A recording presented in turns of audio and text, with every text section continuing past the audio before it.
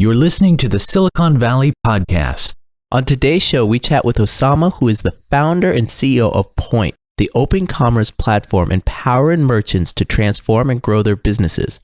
Osama has spent the last 2 decades pioneering consumer internet, e-commerce, and payment services. Prior to founding Poynt, Osama served as the vice president of payments at Google and head of Google Wallet. Today, we talk about how PayPal influenced fintech. What are the benefits of being banked versus being unbanked? And with the change to digital currency, where are the opportunities? And what should merchants be able to do with all this new technology? That and much more. Enjoy. Welcome to the Silicon Valley Podcast with your host, Sean Flynn, who interviews famous entrepreneurs, venture capitalists, and leaders in tech. Learn their secrets and see tomorrow's world today.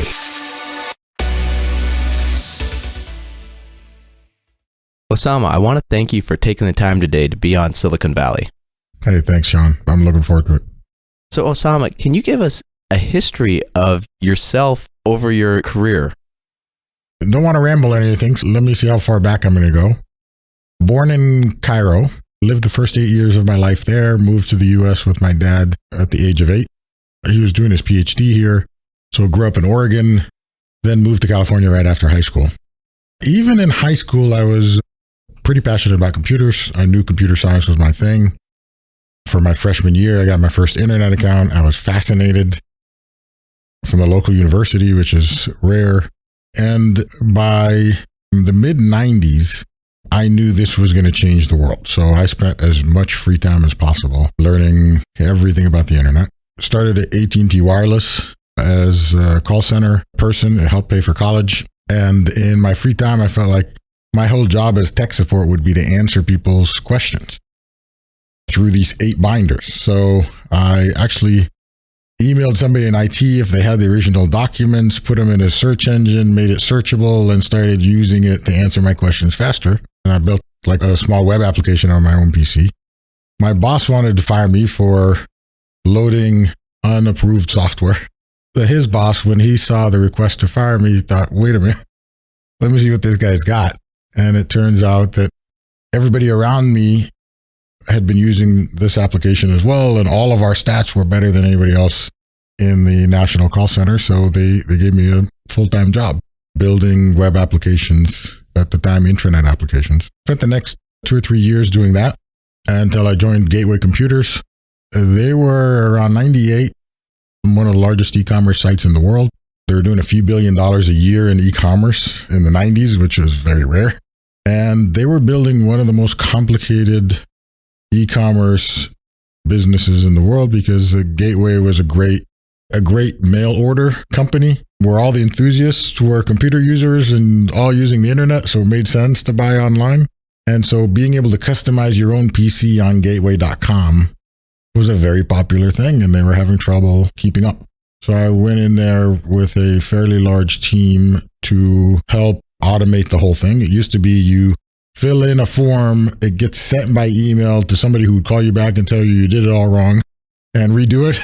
And so we built probably one of the best e-commerce teams, but one of the best internet engineering teams of the time to do the whole thing without a human being involved. In fact, the order would go to the manufacturing floor and get built, and 15 minutes later, ship out to the customer. And then that group of people ended up at eBay when eBay in the late 90s, early 2000s was having trouble scaling.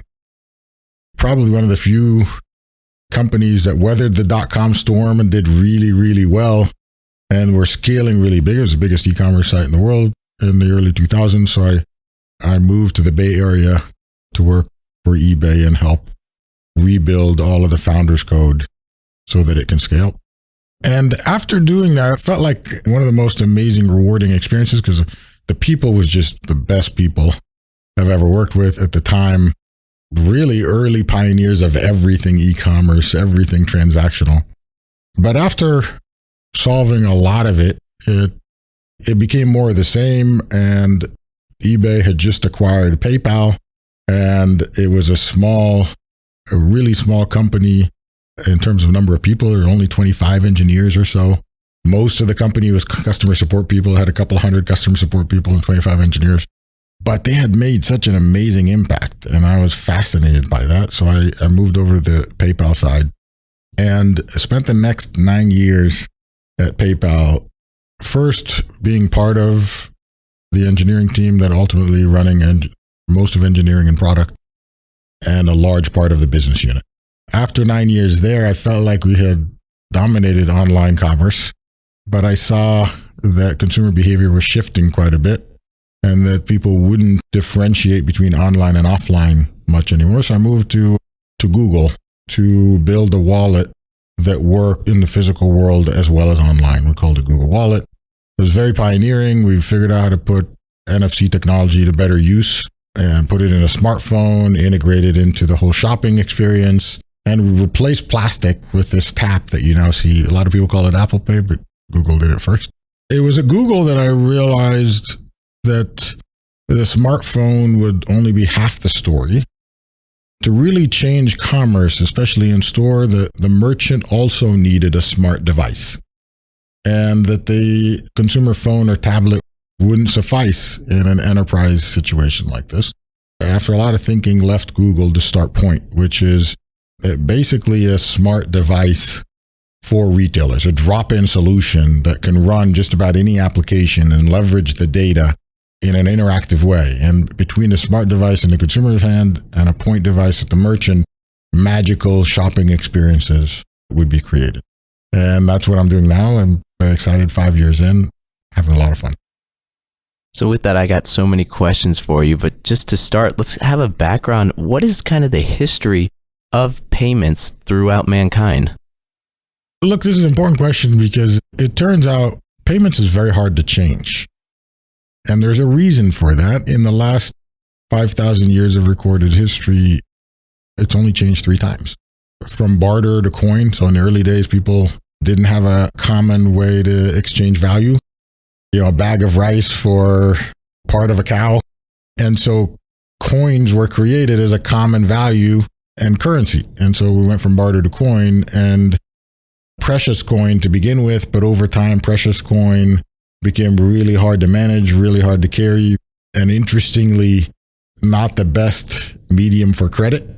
And so paper was invented, paper currency, originally backed by coin or precious metals, but ultimately not backed by anything. So we went from barter to coin, coin to paper, and paper to plastic. Plastic is actually, today, we see about $25 to $30 trillion of the world's $80 trillion consumer spend is already in plastic. We're on the verge of the 4th and maybe final change, which is a completely digital currency. It's not a digital currency backed by the paper or the idea of that came behind the paper as a standard, the dollar being a paper currency, but fully electronic from beginning to end. And Bitcoin is an example of something like that. But I expect even governments to start issuing their own fiat currency. So it hasn't changed very much. 3 times, and we're in the midst of a 4th. The most interesting thing is that up until 70 years ago, only governments managed payments. And so the big change with plastic is private enterprise started standing in. Visa is actually as widely known a currency as any government currency, as in fact, most currencies. There are remote villages all over the world that accept Visa, believe it or not, right? And that allowed private companies to help innovate in money. And it was necessary, this move to digital. It started out as, the plastic bridged the way to digital. It started out as a way to do transactions online, enables online transactions for the most part today. Without credit cards, e-commerce would have been a lot harder because governments are always slow to adapt to these things. So private enterprise enabling payments 70 years ago has made the internet transactional and a business, if you will, and paved the way for a lot of these other services to go digital, and as a result, the mobile phone becoming the centerpiece of everything we do in life. There are a lot of things the first wave of the internet did for free, and therefore limited it to a part of the population and part of our lives. That's why we went offline versus going offline. But the mobile version of the internet not only made it available to us 24/7, but the internet had already become commercial and therefore worthwhile for every industry to be involved in. And so it's also created this democratization on both sides of spending and making money. The ability to, do things much more conveniently as a consumer because you can spend money digitally without having to go get it first from an ATM machine, if you like, as well as the ability for anyone to accept money when it's digital, no matter where that sender is. I mean, this was a huge idea behind PayPal, send money and receive money anywhere in 190 countries around the world. You literally took out a lot of middlemen because a basket weaver in a remote village could actually sell it directly and ship it to someone living in the developed world. And so we're just at the tip of that. Being involved in changing consumer behavior in such a large scale is very exciting.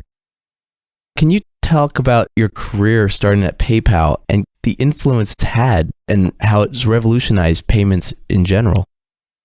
It's interesting because when I first joined PayPal, it was less about, I didn't even know we were a payments company. And it's funny for banks to hear that now. When I tell them that we weren't solving payments, we were solving for how difficult it was to buy things online. And in fact, I think that is the problem with the payments industry. They think they're a business, when in reality, payments really shouldn't be a business. And only recently has it become a business. But as you go forward, a business requires a value proposition. And it was successful as a business over the last 70 years because there was a value proposition. And so as I researched history, the value proposition of payments turns out that it's increased sales. And the proof in that is even the largest retailers in the world will pay Visa and MasterCard a fee to accept payments when cash is free. So why is that? Because if they stopped accepting those cards, sales would drop. That's the proof that it increases sales. Now, as the world becomes more digital, it's important not to, because it's so widely used now, it's replacing cash. It's easy to forget that it's become a utility and less of that value proposition of increasing sales. But as you look to the future, that is the most important value proposition. Anyone working in the payment space has to solve for a problem where buying something or exchanging goods and services is more difficult. It's interesting, in those 9 years, I saw PayPal help tons and tons of startups solve for that friction of exchanging goods and services. That's why it was successful. It started out with eBay, right? If I'm a buyer and seller on eBay, eBay before PayPal, it's interesting. People would send in envelopes, cash to each other. It's weird to think about it, but that's what was happening for the first few years of eBay. And not only would they send an envelope with cash in it to the seller, they would also pay their PayPal or their eBay fees with an envelope with cash. It's just so odd. And why is that? Because even by the late 90s, accepting a credit card was hard. You had to go through a massive credit check with a bank that took upwards of 4 weeks, sometimes months. It takes 6 months to get approved. Only 20 or so % of businesses were approved to accept payments. But more importantly, eBay was a P2P marketplace where it was all a bunch of individuals, millions of individuals selling stuff to each other, and they would never get approved. Or they didn't even have a business, would never get approved to accept credit cards. And so enabling somebody like that to accept credit cards in 30 seconds was economic freedom and enabled a large part of the internet. In fact, pushed the credit card companies and the banks to lower their bar for who should be allowed to accept credit cards. And it created several generations of other startups like Square, like Stripe, like Adyen that also came into this space. And hundreds, if not thousands of others around the globe that all said, hey, if PayPal can do it, we could do it too. It was very rewarding from that perspective, enabling millions of small businesses or sole proprietors to figure out how to take advantage of this thing called the internet. But back to this point of, we didn't think we were in the payments business. We were just removing friction. I think that's where everybody in the industry gets lost. Then you take for granted if you're making a lot of money on payments today as compared to where this will go in the future. Because just like eBay as a marketplace had that friction problem and had PayPal to solve it, while PayPal solved many others, if you think about every other interesting use case or magical service that's come in the last few years, they've had to innovate on payments. And, the best or most recent example is Uber. Isn't clear where that happens, right? You're not even pushing a button anymore. You're just walking out of the car and paying. And so that's part of the same idea of removing friction and making the experience much better. And I think that'll have an effect on almost every service in the future. So if you hadn't worked at PayPal, do you think you would have ended up founding Poynt? That's a very interesting question. I'd say I probably would have founded a startup. I don't know if it would be Poynt or not. I think a large part of this idea was in the back of my mind at PayPal. I knew that even in 2006, 2007, I knew this idea of online versus offline would go away. And I used to think a lot about, we know so much about a merchant, and we allow a merchant to know so much about their customers. By being in the middle of those online transactions, why can't that transfer to offline merchants? It's very interesting to me that a small retailer doesn't actually know their customers very well today. A restaurant or bagel shop, you get a couple of hundred customers a day, maybe 1,000. The vast majority of those, you don't know who they are unless the owner is there day in, day out, every hour.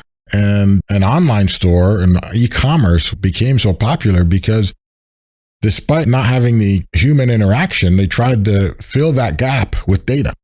As a result, ended up knowing a lot more about the customer than they ever did with the human interaction.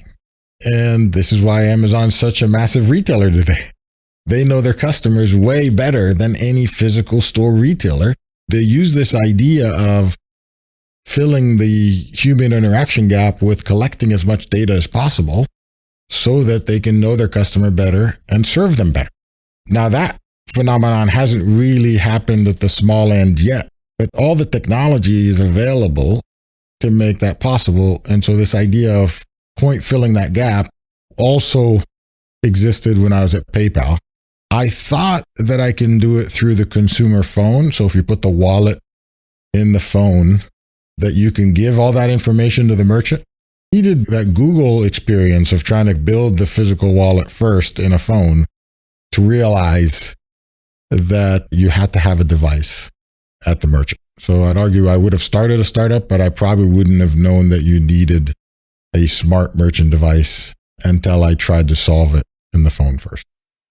So in your 20-year career in payments, what else have you seen in this space?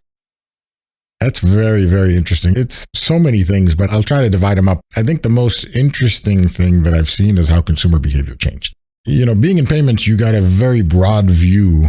Being in online payments in the earliest days, right, in the early 2000s to now, I got a front row seat to how consumer behavior changed as the internet came of age.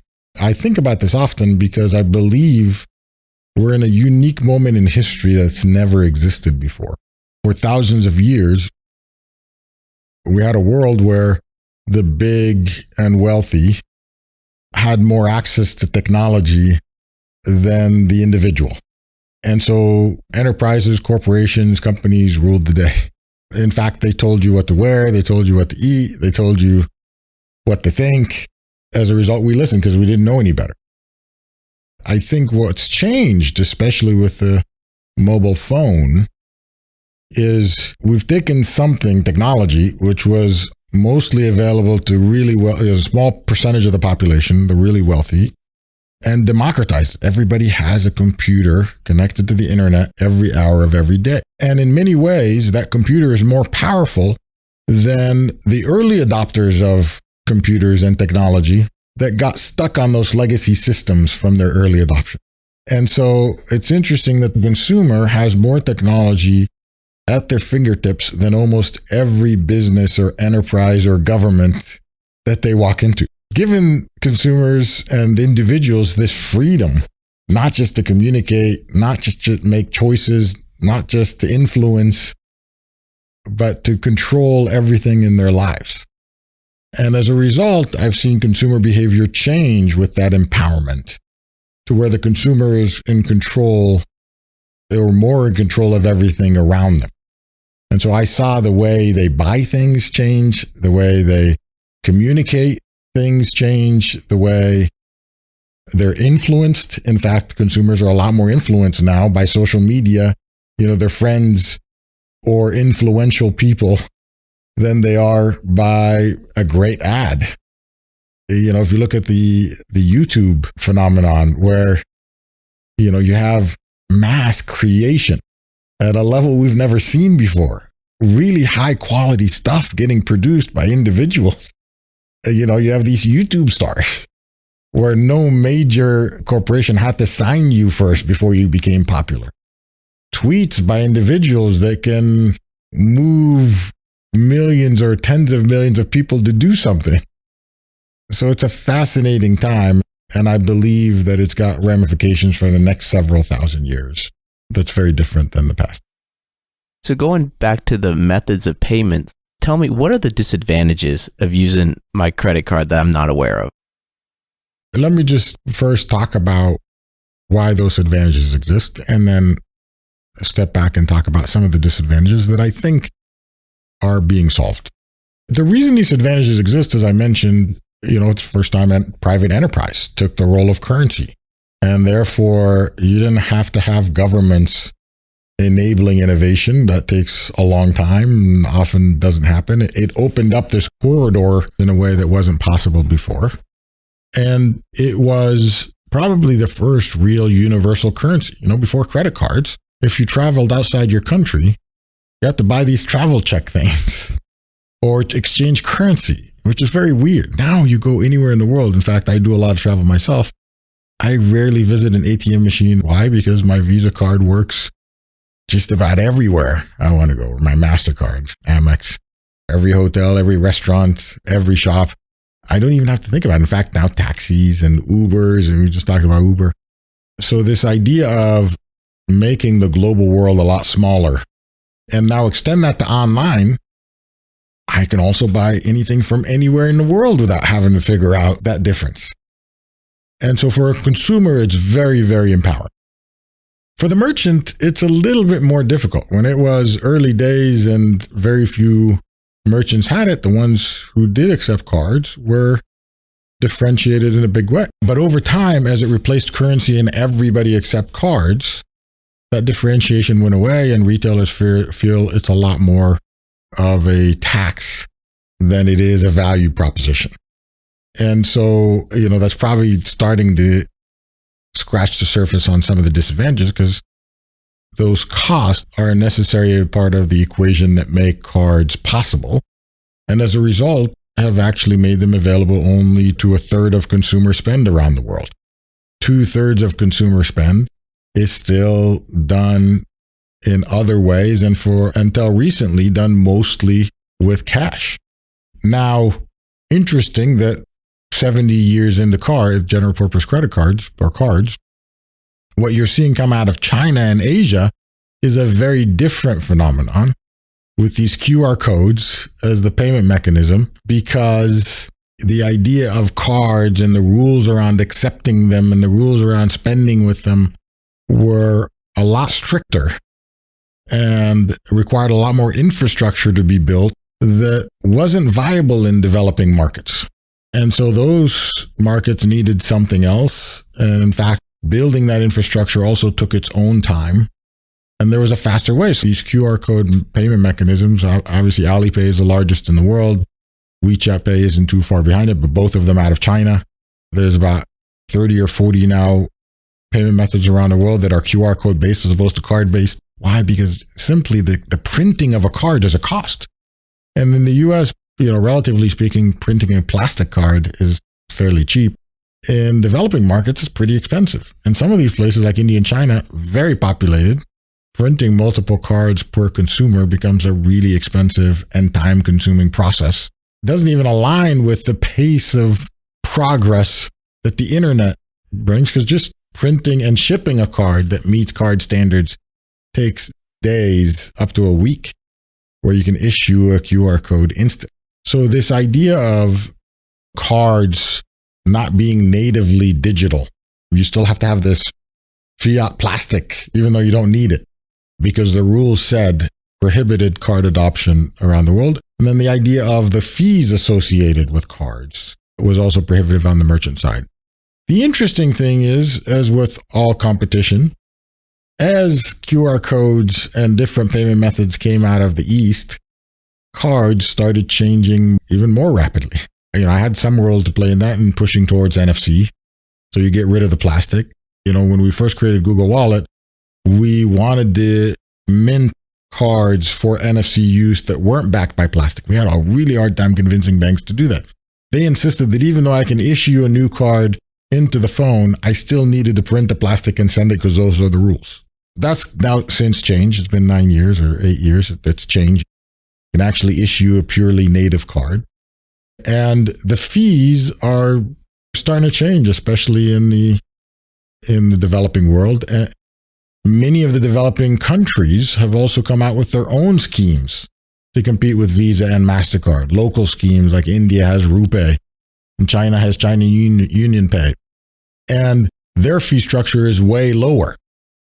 And so what's created is this competition between QR code and cards that I think will end up changing both, because QR code also has its own problems. Think about paying with a QR code like you do with Starbucks, for example. You have to turn on your phone, open an app, find the place in the app where there's a QR code, open that QR code, and then scan it. A card is a swipe. It's actually a 1 second swipe. It's really fast. And NFC is actually even faster. Those things will matter. As I mentioned, we're in this age of super convenience. Everyone wants things to happen faster. And so I see cards changing to becoming a lot more virtual natively or digital natively, and QR codes morphing with NFC. And I think what we'll ultimately find is each get better at the convenience part. But it also reinforces why the device at the merchant side needs to be smarter. It now needs to accept QR codes and cards, and not just swipe and chip, but also tap. I need to be able to use any payment method at any merchant. That is like the golden rule of payment methods. Until there's enough places for me to use it, it's not really relevant. For some of these emerging countries, a lot of the population is currently unbanked. Can you talk a little bit about banked versus unbanked advantages, disadvantages, and kind of who could win in this situation?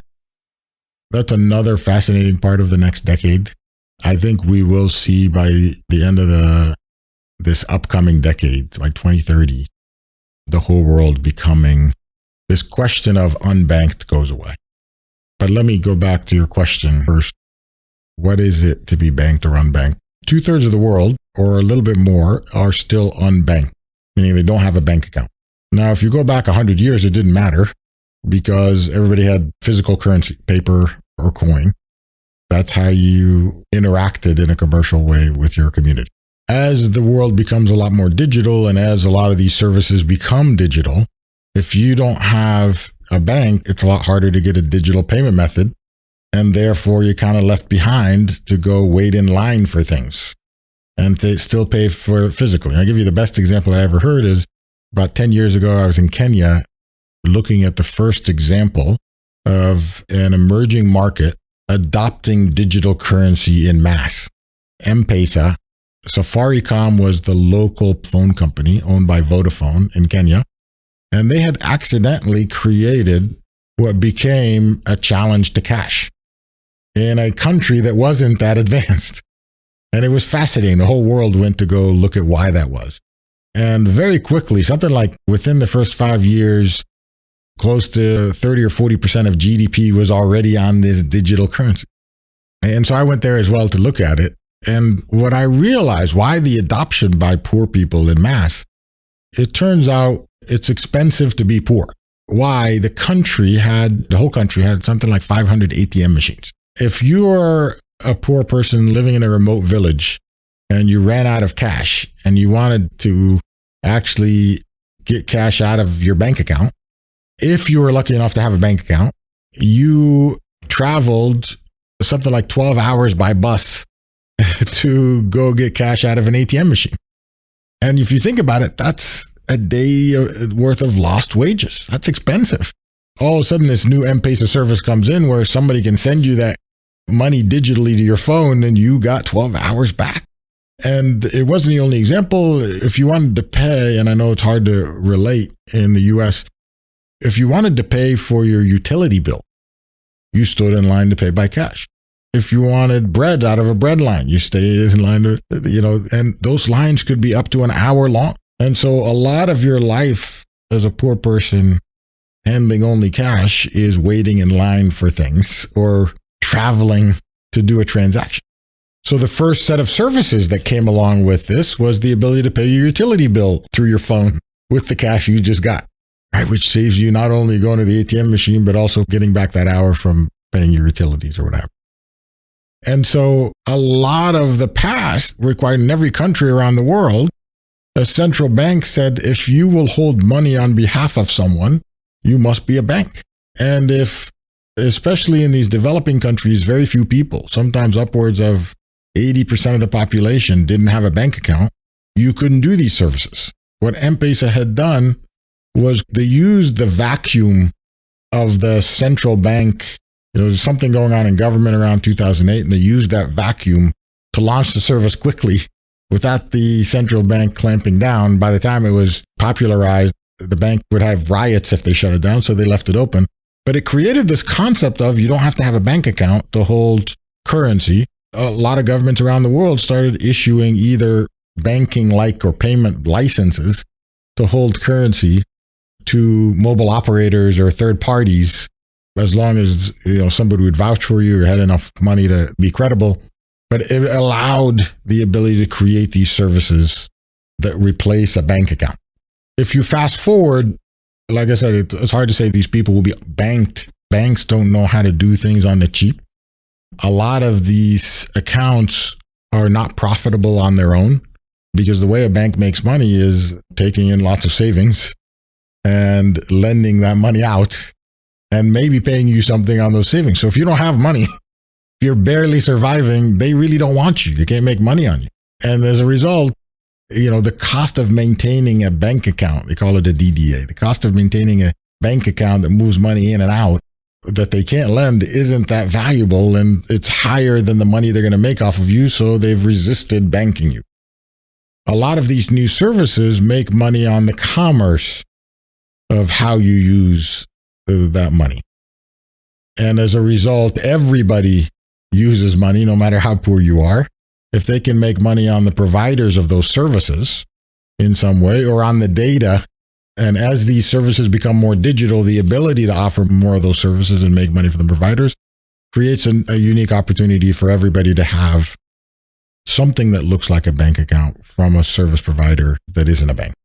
And a lot of the challenge is getting governments over this, enabling non-banking players to provide banking-like services. But I would also say they're careful about it because one of the most important jobs of any government is to control money supply. And if you lose control over your money supply, that has huge consequences. But I think there's enough patterns now around the world where this has worked out that the momentum is in a really good trajectory for humanity.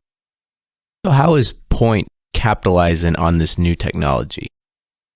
So we're definitely very interested in the markets where this is happening in real time. India, I think, will have, just like the US in 1957, creating the general purpose credit card and that turning into Visa and MasterCard, changing the way the world spends money over the next 70 years after that. I think India is now in the best position to define this new world of digital currency. What is a successor to the credit card? One, because it has a huge population.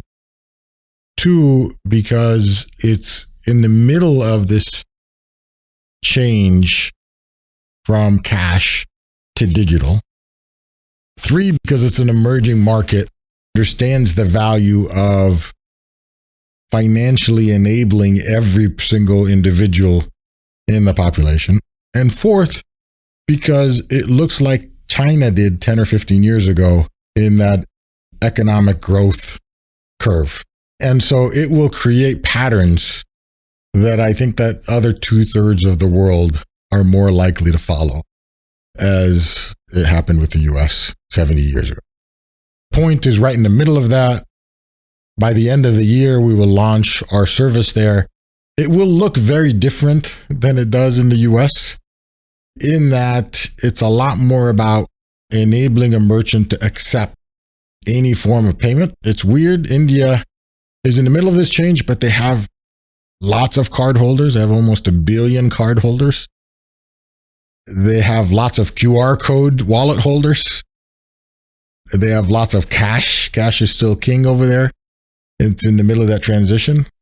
And it's a enormous democracy, right? Lots of people, lots of sellers, lots of buyers, lots of suppliers, all benefiting from not just removing friction by digitizing payments between consumer and merchant, but even more interestingly, because the supply chain is also developing rapidly, digitizing the supply chain as it gets tied to payments. You imagine, one of the most interesting things that I think should be happening, because all the technology exists, but has never happened in the US or Europe because of legacy, is think about it. We hear this all the time. A small retailer doesn't manage inventory as well as Walmart does. Walmart has it to the last decimal. They forecast weeks and months out. They understand the consumer buying behavior because they have so many data scientists and analysts and so on. They do that inventory management as a science. But if I'm a small retailer in Palo Alto, I don't have that sophistication. The biggest problem that merchants often have is they don't order inventory well and they always run out.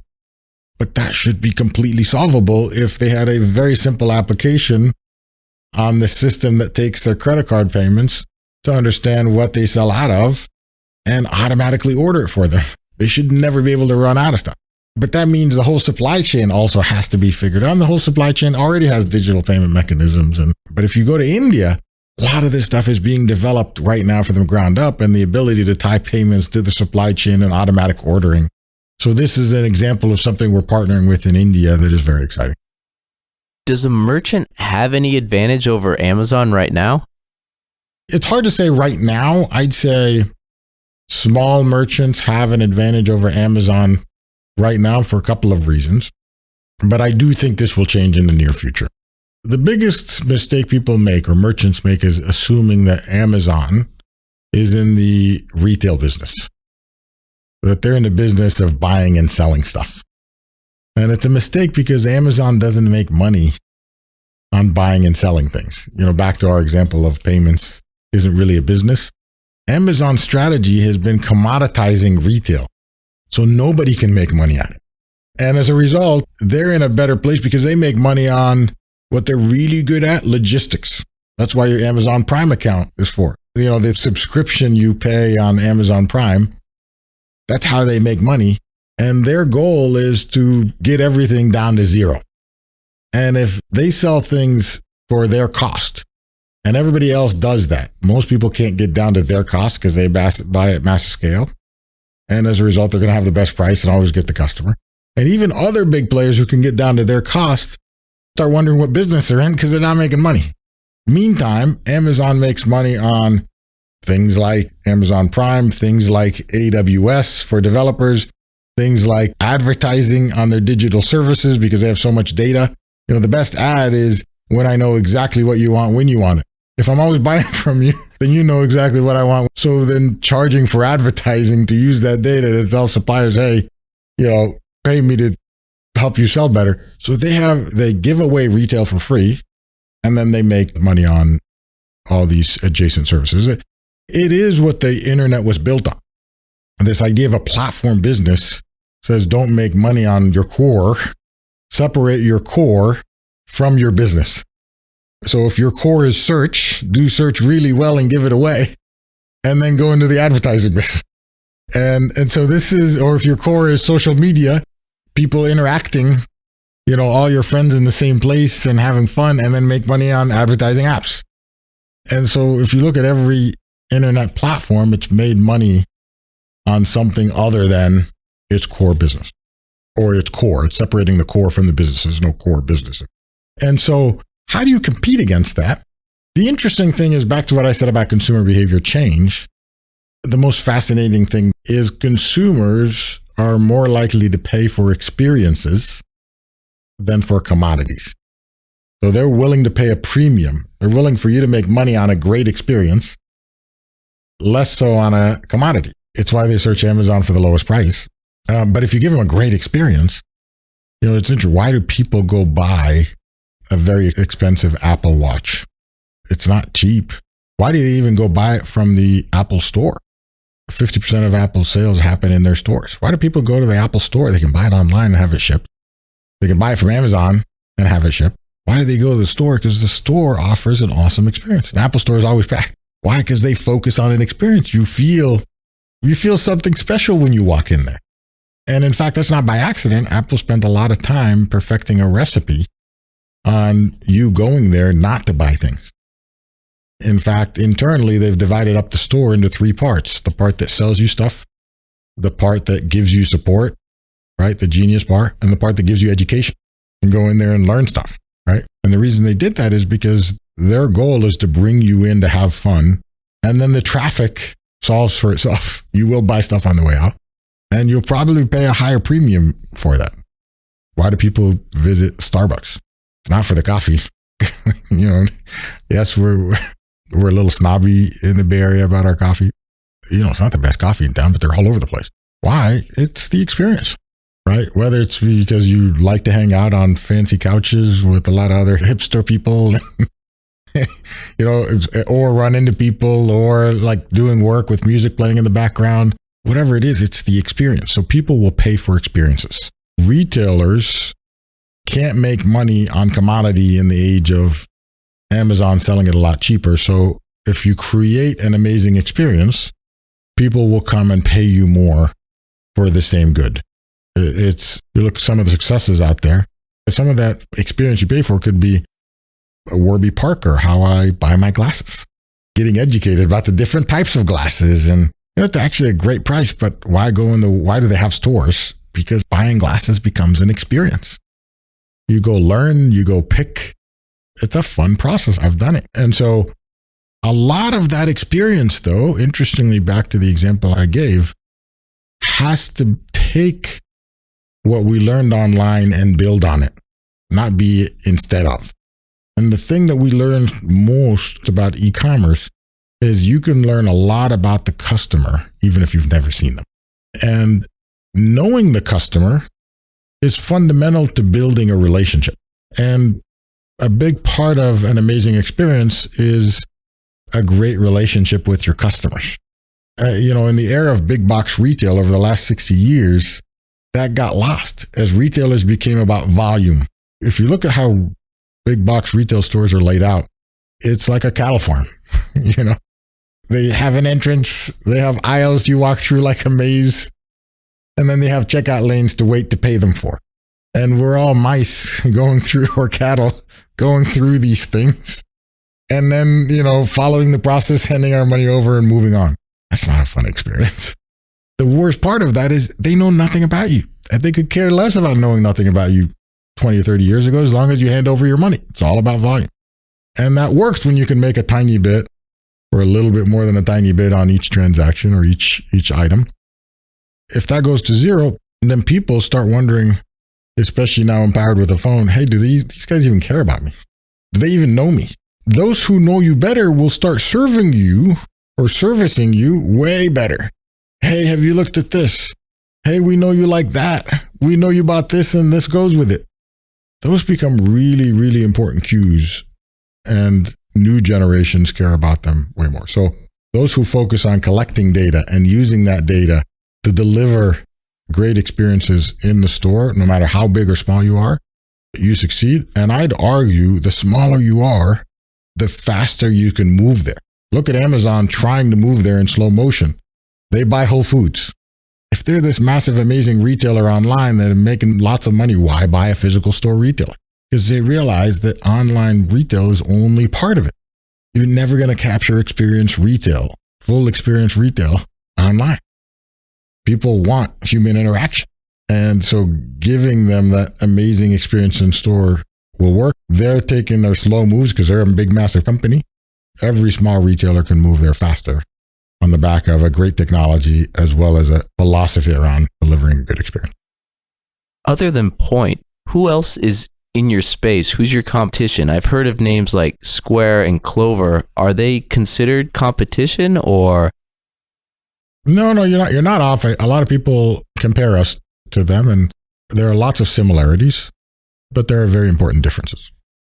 Let me start with similarities. We all offer some way to accept payments. We all do it on the back of a smart device, and we all leverage data to try to make that process better. Where it differs is in a few areas. Number one, we are the only open, independent player.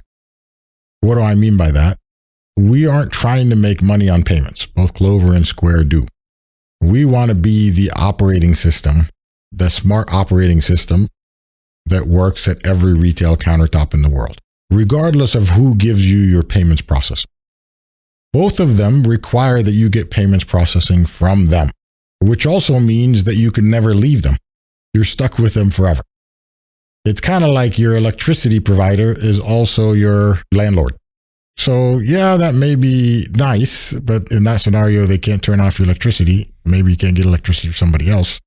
But if you did, you can't really find competition for that electricity. If they doubled, tripled, quadrupled, you're stuck with that price. For us, we are for merchant choice. We want you to have your choice of bank. We also want your choice of applications. If you don't like the way the Square app does something, you shouldn't be stuck to the Square app. You shouldn't be stuck to the Clover app. So we provide this openness across the board. You can have any bank, you can have any payment method, any processor, any application running your business, and any hardware.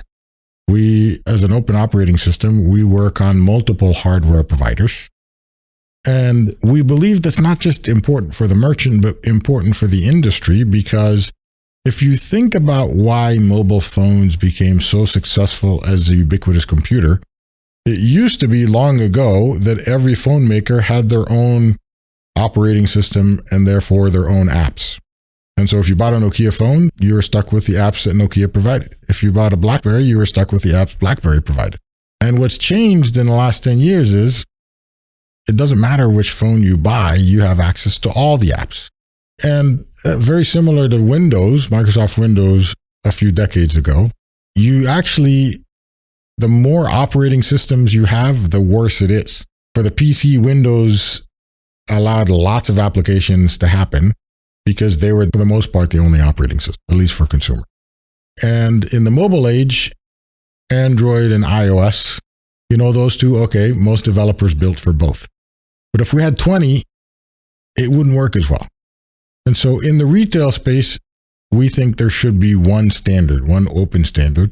And that's what we're pushing for, one open Android standard, as opposed to having Square over here, Clover over here, Poynt over here, Ingenico over there, Verifone over there. We think everyone should be running the same, and that's what we're pushing for. And that's probably the biggest difference. What have been some of the successes and hardships that Poynt has faced with getting into the merchant stores? This is a space that's not for the faint of heart. Two players dominate the market today, especially in the US and Europe, Verifone and Ingenico, and they've dominated since the beginning of credit cards in the US and Europe. And while there are many players that have come and gone since, it's really hard because it was almost a closed club. You had to know a lot about building an enterprise device that accepts payments. We like the payment terminal because it's the most necessary device that any merchant can have. So if you think about why the consumer phone was so successful, why the iPhone and smartphones were so successful, they weren't the first to try to put a PC in your pocket. BlackBerry, Mobile, Palm tried before them. The reason they were successful is they convinced you it was a phone first. And everybody needed a phone. And so if your phone can do other stuff, that sounds pretty good. We came at it the same way. Instead of convincing every retailer in the world, no matter how small, that they need a tablet or a computer on their countertop, we come in with a nice looking payment device. They're going to buy a payment device anyway. We don't need to convince them they need it. If it happens to include a computer or a tablet, that's awesome. And it looks nice. And then we start showing them apps. The challenge with that is the payment industry had created these payment terminal devices by reducing functionality to increase security. Because the more apps you have, the more opportunity for risk from a rogue application to steal something. And there's a lot of sensitive data, especially payment data. So the hardest part by far was creating a device that's open to third-party applications, but just as secure as these dumb devices, dumb single-purpose devices that were secured by doing one thing and one thing only, payment. And that wasn't just technically difficult, because after we got over the technical hurdles, the industry didn't know what to make of us. And from a rules perspective, we looked weird. And they didn't want to approve weird because it sets precedent. And so there's a lot of politicking we had to do to convince the industry that this was good for everyone. It took us 3 years to do it while we were building the technology. Then after that, one of the biggest differences we have from Square is Square goes after direct distribution. They go after the merchant directly in competition with banks. And what I realized was one of the reasons smartphones were successful was that Apple and Google didn't try to become your phone company. They worked with the phone company who distributed the phones. And I didn't want a piece of the market. I didn't want to steal a few merchants from their business. We want to be the standard globally. So our model was to work with banks as opposed to work against banks. And that's a lot harder because you have to start at the top, the biggest banks in the world. So we walked into Chase and WorldPay and said, hey, we want to do business with you. Well, how long have you been in business? We just started. Do you realize we're working with 40-year-old companies over here? They've been doing this forever. Yeah, but we think we can do it better. Really? How many merchants do you have? None. So the awesome thing is we still convinced Chase and WorldPay, two of the largest payment processors on earth, to do this. A lot of it was just how amazing the solution was. And that got us a lot of credibility. But I'd say even those pale in comparison to, building hardware is very different than building software. My whole life I'd built software, and software, there's an undo button, right? You could actually just say, okay, let me redo that and roll it back out on the website. Hardware, that's a multi-month cycle. You can't undo a piece of hardware. It takes a year to put out a decently working device. And if you made a mistake, it's another year to fix it. And it's very, very expensive. And so figuring out how to apply the internet age-old iterative development model, learn, iterate, learn, iterate, learn, iterate. How to apply that to hardware. It was kind of challenging because I didn't want to let go of that. We knew the best products are built by coming up with a thesis, building it quickly, putting it in front of people, and watching them use it and using that feedback loop multiple times to make it better and better and better. That's how you build great software. We knew that's also how you build great products in general, but we didn't know how to apply it to hardware, and it took us lots of money and a few cycles to get there. The result, though, was a game changer that the whole industry has now rallied around as an approach for how payment devices will look and operate in the future. For people at home that are listening to this that may not have a visual in front of them, can you talk about the physical device? And also, could you give an example of a customer using Poynt? Let me start with the way we thought about design. When we came to be in 2013 as a company, it was just an idea. I had walked around to a bunch of retailers to look at what devices looked like at the time. And I remember walking into a Tiffany store in San Francisco, and I didn't see their payment terminal. And so I asked somebody, hey, do you guys have a payment device? And she looked at me weird and said, yeah. I said, can I see it? And so it turns out that this was a manager, and she walked me over and kind of to the back of a corner where she had her little countertop, and kneeled down, opened the lowest drawer, and pointed to a conventional payment device. And it looked like a brick. That's what existed. It's like a plastic brick with a place to swipe your card and a screen. And I asked, well, why do you have it down here? Don't you use it for customers? She said, yeah, every transaction, but it's the ugliest thing in the store. And so I promised her that I'd come back with something that looks amazing. And so from that point, I also knew that looks matter. Retailers care about their impression on the world. Every customer walks by, they want to make an impression, and Tiffany's is arguably one of the best at this, but looks matter. And as a result, we went to work on, obviously, the technology in parallel, but we hired one of the best designers in the country, told them we wanted to build a payment terminal. They actually didn't know, because they were used to building consumer stuff. They're like, huh? A payment terminal? What does that look like? They did a lot of research. We worked a lot together, and we said we didn't know what good looks like yet. We took down a lot of requirements on how to make this better, but at the center of it was it must look amazing, not a brick. This interaction between consumer and merchant was important as opposed to a merchant-only interaction. And so it looks like an awesome tablet with artistry for where the paper roll goes. Probably the next most important thing is this 2-screen. We added a consumer screen to the merchant screen, so it becomes a digital interaction. And one thing we didn't realize until we started testing it, when you ask for tip, it's really weird when the consumer puts their tip, they don't want the merchant to look at it immediately. It's just weird. It's kind of like, I don't want to be embarrassed, even if I paid you more. And so it's a private thing. Or if I entered my PIN for a debit card, I didn't want you to see that. So this idea of swiveling didn't make sense because it felt like I'm sharing something private. Or if I rated you, right? So that second screen for the consumer, they get to rate the interaction. And so they may not want the cashier to see it, even though the owner will see it when they run the report later. And so, but it felt like an interaction piece. We get a lot of feedback from our merchants that their consumers start seeing them differently just because they put this device on their countertop. They see them as forward-looking. They see them as advanced. They see them as lit, as the kids say. Woke. The other thing we did was, we did 3 different versions of the device to pilot merchants before we said, this is it. Let's put it out to market.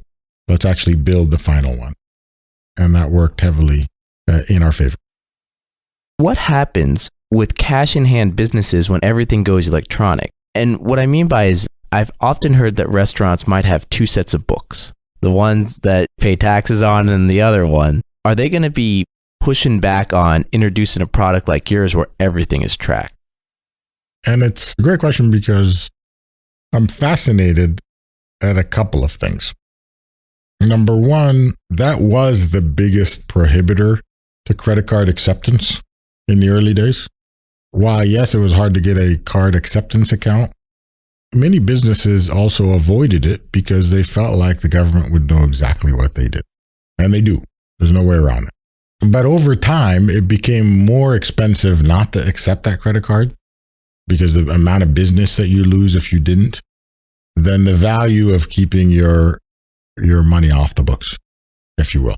And especially in a retail operation.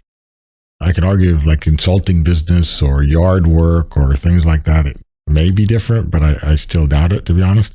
Because at the end of the day, the person paying has a huge role in validating currency, right? If the person paying doesn't have the currency you accept, it often means they will not buy. And so as consumers become used to digital payments, it becomes nearly impossible to avoid. And so I think, it just goes away. It's kind of like trying to avoid paying taxes.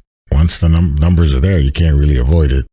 The second reason it's fascinating is while the US was one of the earliest adopters of cards and therefore doesn't see this problem because the market automatically is going to cards and therefore the numbers are showing up. And while you may have flourished with a second set of books, it's not worth it if you lose. Maybe I'll give you a stat. In our numbers, we show something like 85 to 90% of a merchant's sales are cards. So you might be able to force half of your customers to pay cash instead of card, but you can't force 80 or 90% of them to. And a decade ago, it was probably 60%.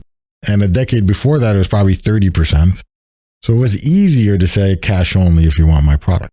You can almost never do that anymore. And any business that is still doing that is literally losing at least 2/3 of their business. It's crazy. And they see that the minute they accept credit cards. In fact, I remember about 5 years ago, In-N-Out Burger started accepting cards. I mean, In-N-Out Burger, you know, it's one of the places I was willing to go figure out where to get the cash because it's In-N-Out Burger. Why would they go do it? Because they're realizing even In-N-Out Burger was losing money by not accepting card. The other reason it's fascinating is if you look at countries like Brazil or China or Russia, even though they had been largely cash economies in the past, they've solved this cash problem, this second set of books, by introducing the need to have a printer that's certified by the government for receipts. They created a printer, call it a fiscal printer. And this fiscal printer has a memory module, kind of like a flash chip or flash memory. And it was certified, meaning if you took it out, they fined you. And, it had the whole wax label thing that you can't tear or whatever. But anyway, that held every transaction you ever did and every receipt you ever printed. And in conjunction, they rewarded consumers to report you if you didn't give them a receipt or if the receipt was off. And in China, the extreme was it went into a lottery and you could win lots of money by reporting people. And so it disappeared within like a year and a half. And everybody was paying their taxes. And a lot of this was to pay the taxes. And so it's very solvable, this problem of even with cash, it's just more expensive to solve because that fiscal printer in every one of those countries was like a $200 or $300 item that you had no value for. Cards is actually a cheaper way, or electronic payments, digital payments is a cheaper way because it's inherently counted. You don't have to pay that $200. Governments are dead set on doing this, whether you go digital payments or not, because every single one of them realizes that there's a lot of money to be made off of retail. So what happens to those businesses? Unless you're a drug dealer and like doing something illegal, I think cash goes away. Are there any situations where digital currency could actually be a negative? So for example, maybe in the Caribbean, there's terrible hurricanes, tornadoes, and power's out for days, months, maybe a year to rebuild the infrastructure. What happens in a situation like that when everything goes digital? I was thinking about the New York outage last week. I don't know if you heard of this. They had a power outage for 6 hours in New York City. The whole city went into emergency mode. Hundreds of people stuck in elevators and medical devices going off and all kinds of things. But I'll argue that digital money is probably the last of your worries when the power goes out. Yes, it's a problem, especially if it goes out for any long period of time, like days or weeks. But I think we have way, way, way bigger problems if that's the case. So I don't think it's a power outage. What we lose with digital, you kind of touched on this with the tax, second set of books thing. I think the problem bigger than tax is privacy. Who knows what you bought? With cash, you get total anonymity. That's what you start to lose with digital money, total anonymity. Arguably, governments don't want you to have total anonymity. Their argument will be, well, you're sharing information with the government is still private. I think that's the argument that will keep getting made. And I think most of the population would say it's not private. But that's the biggest challenge. There is no privacy, really, because you're sharing it with multiple providers along the way, and you're depending on all of them, including the government, to keep that information secret. And so today, you could arguably hide a transaction from everyone except for yourself. When money goes to completely digital, there are ways to still make it completely anonymous. I'd argue that there are forces, especially government, that are completely against it for valid reasons. And that's the debate. And with Bitcoin, as you can see, you could still make digital money, as an example, anonymous. You could trade wallet QR codes or what have you, or Bitcoin codes. But my bet is the government forces all of that to be at least known to it. And then the question becomes, how private is it once the government has it? But that's the biggest downside. You lose your anonymity. With all the data that's being collected on everyone through transactions, how is this data really being used right now? The last 100 years is defined as the industrial age, or I guess the last century was defined as the industrial age, and oil companies And oil as a resource was probably the most important resource, the biggest form of energy, or most utilized form of energy. And oil companies became the biggest companies in the world. 2000, the top 5 companies in the world were all oil companies. You fast forward to last year, the top 5 companies in the world are data platforms. There's a great Barron's article on this, but data has become the world's most important resource to mine. The interesting thing is, while oil is a finite resource, like most natural resources, data is actually being created at a rapid rate. In fact, every year more data is being generated or created than all of history. And so what that does as a resource, very different than oil, is it creates a lot of noise. So there's good data and bad data. And the difference between data and information. And I'd argue 1% of that data is valuable, and the rest of it is noise. And separating noise from data will become one of the most important skills over the next century. Taking that valuable data, organizing it, building on it, complex data structures to be able to act on in monetizable ways will be the best way to make money over the next century. And you already see this starting to happen. I think Google, Apple, Amazon, Facebook, they all get this, and they're amassing large, massive amounts of data, turning it into, because, when you amass that amount of data, how do you store it in a way that you can quickly act on it? Crunching through all of it to make every decision becomes impossible. Summarizing it, if you will, attaching it to a user and figuring out what to do with that data for that user at moments that matter so that you can make money. Advertising, obviously, is the one that we keep seeing. Ads get better and better and better. Predicting consumer behavior, predicting what I call those super conveniences that people are willing to pay for as amazing experiences will be another.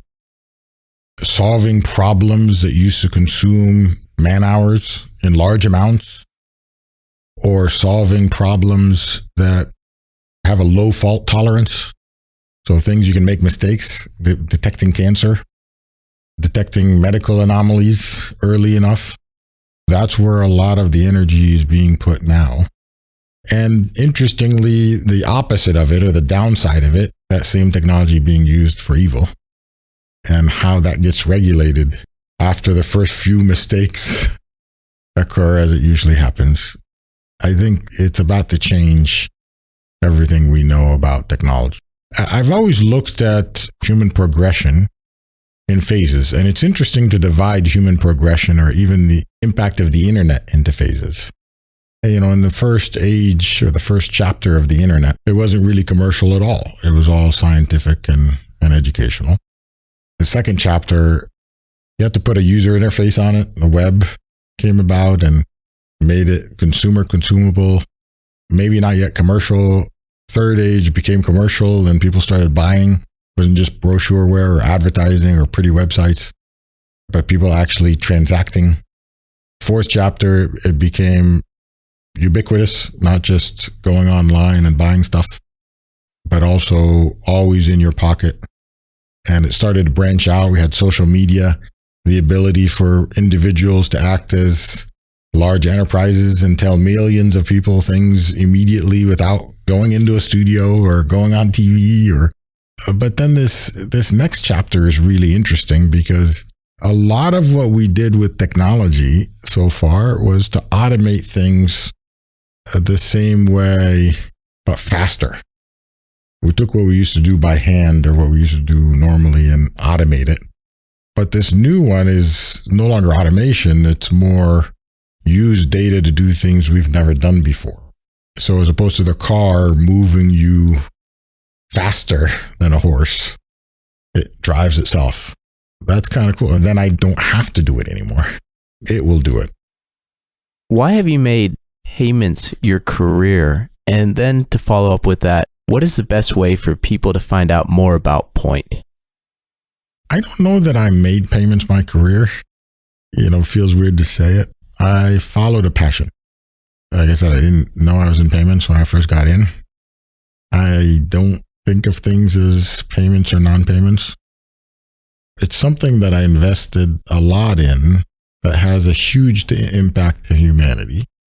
A unique moment in time where that impact is exponentially growing.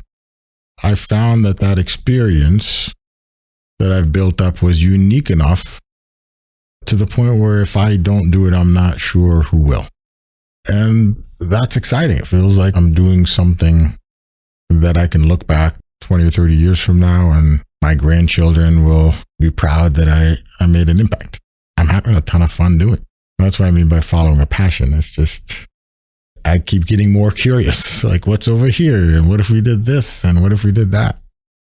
So there was no real master plan around it. It's just, I'm having a lot of fun and fixing some really big problems. And what's the best way for people to find out more about Poynt? Best way is by far Poynt.com, Poynt.com. Osama, thank you for your time today. And I also want to thank Alan Tien, who is the man that made the introduction that allowed this interview to happen. So Alan's information is also in the show notes, aka Money Never Sleep. And look forward to having you back on this show, hopefully in the future when we have some more announcements on Poynt. Very cool. Really excited that we did this. And I'd like to thank Alan as well. All right. Thanks. Thank you for listening to the Silicon Valley Podcast. To access our resources, visit us at thesiliconvalleypodcast.com and follow our host on Twitter, Facebook, and LinkedIn at Sean Flynn SV. This show is for entertainment purposes only and is licensed by the Investors Podcast Network. Before making any decisions, consult a professional.